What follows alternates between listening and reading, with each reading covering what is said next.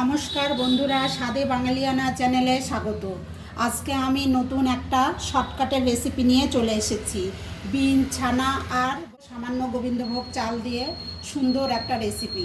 চলুন যাই দেখে নিই রেসিপিটা কিভাবে বানাবো। শর্টকাটের রেসিপি দেখার জন্য আপনারা যদি কমেন্ট করেন আমি মাঝে মাঝেই দেখাবো। এখানে 500 গ্রাম বিনস নিয়ে নিয়েছি। বিনসটা ঠিক এরকম লম্বা লম্বা করে কেটে নিয়েছি। এখানে নিয়ে নিয়েছি একটা টমেটো পেস্ট করে। এখানে 1 লিটার দুধের ছানা আছে। এখন যাই আমি মশলাটা করে নিই। এখানে 5-6টা কাঁচা লঙ্কা আছে, 2 ইঞ্চি আদা আছে। যেহেতু সবজিটা বেশি দেব হচ্ছে এখানে একটু গোবিন্দভোগ আতপ চাল দিয়ে দেব। এখানে ঝাল লঙ্কার গুঁড়ো, ঝালটা আপনাদের পছন্দ মতন দেবেন। আর দিয়ে দেব 1 চামচ গোটা জিরা। এটাকে আমি একটু জল দিয়ে এখন এটা পেস্ট করে নেব। মশলাটা আমার হয়ে গেছে। কড়াই বসিয়ে দিয়েছি, গ্যাসটাও জ্বালানো আছে। দিয়ে দেব পরিমাণ মতন তেল। কড়াইটা আমার গরম হয়ে গেছে। এখন আমি দিয়ে দেব বিনসগুলো। এখন বিনসটাও আমি ভালো করে হাই হিটে ভেজে নেব। একটু হলুদ, একটু লবণ এই দিয়ে বিনসটাকে আমি ভালো করে ভেজে নেব। বিনস তো একঘেয়া খেতে ভালো লাগে না, মাঝে মাঝে এরকম করে একটু স্বাদ বদলিয়ে খেয়ে দেখবেন, খুব ভালো লাগে। এই যে আমার বিনসটা ভাজা হয়ে গেছে। আর বিনসটা এরকম সুন্দর করেই ভাজতে হবে। একটু ভালো করে ভাজলে পরে বিনসের টেস্টটা বেশি ভালো হয়। এখন আমি বিনসটাকে তুলে নেব। বিনসটা যত ভালো করে ভাজবেন সবজিটা ফ্যাস ফ্যাস করবে না, একটা ভালো টেস্ট আসবে। অনেক সময় সবজি বেশি ভাজা না হলেও সবজির স্বাদ আসে না।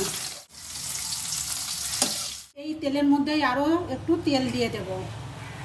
তেলটা আমার গরম হয়ে গেছে। এর মধ্যে ফোড়নে দেব 2টো শুকনো লঙ্কা, 1/2 চামচ হিং। এটা একটা সুন্দর গন্ধ বেরোনো অবধি ভেজে নেব। যে মশলাটা আমি বানিয়ে রাখলাম সেই মশলাটা দিয়ে দেব। মশলাটা ভালো করে কষিয়ে নেব। এই যে মশলাটা আমি এরকম করে ভেজে নেব। ভাজা মোটামুটি হয়েই গেছে। দিয়ে দেব যে টমেটোটা পেস্ট করে রাখছি সেটা। দিয়ে দেব চিনি। এখানে 1 চামচ চিনি আছে। মিষ্টিটা আপনাদের স্বাদ অনুযায়ী দেবেন। দিয়ে দেব হলুদ, 1/2 চামচ হলুদ। লবণ, যেহেতু বিনসের লবণ দিয়ে ভেজেছি সেহেতু স্বাদ অনুযায়ী দিতে হবে। এটাও ভালো করে কষিয়ে নেব। মশলাটা আমার কষানো হয়ে গেছে। এখন আমি গ্যাসের হিটটা কমিয়ে দেব। এখানে 3 চামচ দই ফেটিয়ে রাখছি, দিয়ে দেব এটা। দইটা দেওয়ার সময় অবশ্যই গ্যাসটা কমিয়ে রাখতে হবে, না হলে দইটা ফেটে যাওয়ার সম্ভাবনা থাকে। এটা দিয়েও এখন ভালো করে কষিয়ে নেব।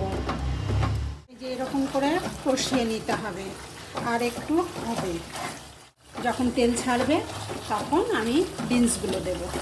এটা কন্টিনিউ নাড়তে হবে, এই কারণে যেহেতু এটার মধ্যে গোবিন্দভোগ চাল দেওয়া আছে, না হলে নিচে লেগে ধরতে পারে। এখন এর মধ্যে দিয়ে দেব যে বিনসটা ভেজে রেখেছিলাম সেই বিনসটা। এটাও দিয়ে একটু নেড়ে নেব, না হলে নিচে লেগে ধরবে। যে ছানাটা আমি করে রেখেছিলাম সেই ছানাটা দিয়ে দেব, একটু ভেঙে দেব।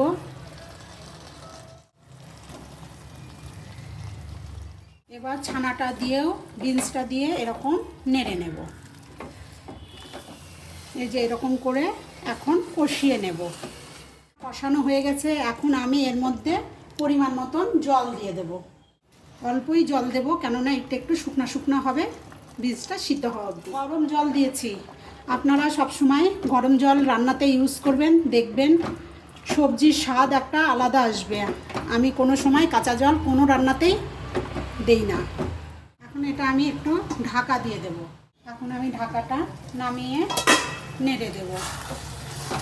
আমার সবজিটা হয়ে গেছে। দিয়ে দেব কাঁচা লঙ্কা চেরা, 1 চামচ ঘি, দিয়ে আমি এটা নামিয়ে নেব। একবার হলো বন্ধুরা এটা বানিয়ে খেয়ে দেখবেন, দারুণ টেস্ট হয়। এবার আপনাদেরকে আমি সার্ভ করে দেখাচ্ছি। এটা আমার হয়ে গেছে, দেখুন আমি এটা সার্ভ করে নিয়েছি। এই রান্নাটা কত শর্টকাটে হয়ে যায় বন্ধুরা। আপনাদের যদি এই ভিডিওটা প্রথম থেকে শেষ অবধি দেখে ভালো লাগে তাহলে লাইক কমেন্ট শেয়ার করতে ভুলবেন না। আবার আসবো ফিরে নতুন কোনো ভিডিও নিয়ে।